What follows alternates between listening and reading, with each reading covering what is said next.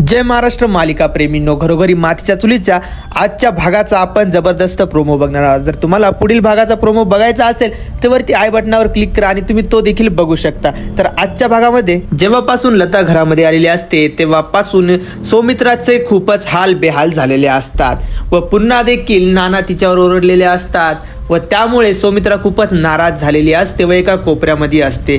तिच्या मागून ऐश्वर्या येते।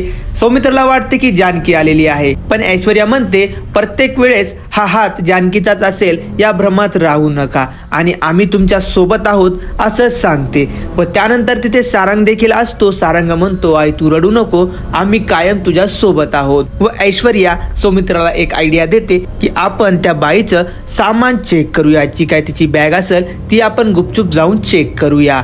यावर सौमित्रा नाना, ऋषिकेश आणि जानकीला एकत्र घेऊन तिची बॅग चेक करायचं म्हणते। यावर जानकी म्हणते की असं न कळत त्यांची बॅग चेक करणं हे काही योग्य नाही। यावर सौमित्राला खूप राग येतो व ती म्हणते, तुला तर तसंच वाटणार, तू तर पहिलेपासून तिला पार्वती बनवण्याच्या तयारीत आहेत। तिला सांग की आम्ही तुझी बॅग चेक करतोय आणि तूच त्याच्यामध्ये जाऊन वस्तू ठेव, पुरावे ठेव, असं सौमित्रा जानकीला म्हणते। जानकी म्हणते, आई तुम्ही गैरसमज करून घेऊ नका, बरं ठीक आहे तुम्ही म्हणताय म्हणून आपण तिच्या सामानांची झडती घेऊया। व त्यानंतर नाना, ऋषिकेश, जानकी आणि सौमित्रा ही लताच्या रूम मध्ये येऊन तिची बॅग तपासत असतात। त्यामध्ये त्यांच्या हाती कानातले सापडतात व हे पाहून नाना म्हणतात, हे तेच कानातले आहे, हे तेच कुरडू आहे जे मी पार्वतीला दिले होते। हे ऐकून सौमित्रा हवालदिक होते व त्यानंतर एका आश्रमाची चिठ्ठी सापडते। त्या आश्रमाचे नाव दीनानाथ आश्रम असे असते व त्यानंतर ऋषिकेश आणि जानकी लगेच तिकडं पडताळणी करण्यासाठी निघालेले असतात व तिथे गेल्यावर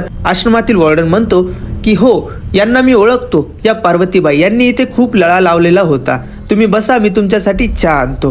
हे ऐकून ऋषिकेश आणि जानकी तर थक्कच होतात। मित्रांनो, तुम्हाला वाटत असेल हे सगळ्या गोष्टी कशा काय जुळून येतात, याच्या पाठीमागे फक्त आणि फक्त ऐश्वर्याचा हात असतो। ऐश्वर्या जेव्हा सौमित्राला सांगते की तिची झडती घेऊया, अगोदरच सगळ्या काही गोष्टी या फिक्स करून ठेवलेल्या असतात। आश्रमवाल्यांना पैसे आणि ते कानातले देखील ऐश्वर्यानेच ठेवलेले असतात। तर मित्रांनो, आता पुढे काय होणार? ऐश्वर्या बनावटी वस्तू बनवून लताच पार्वती आहे हे कसं सिद्ध करणार व जानकी या सिद्ध करणाऱ्याला कसं फेटाळून लावणार हे पाहणे खूपच इंटरेस्टिंग ठरणार आहे। तर बघत राहा आणि सबस्क्राईब करा।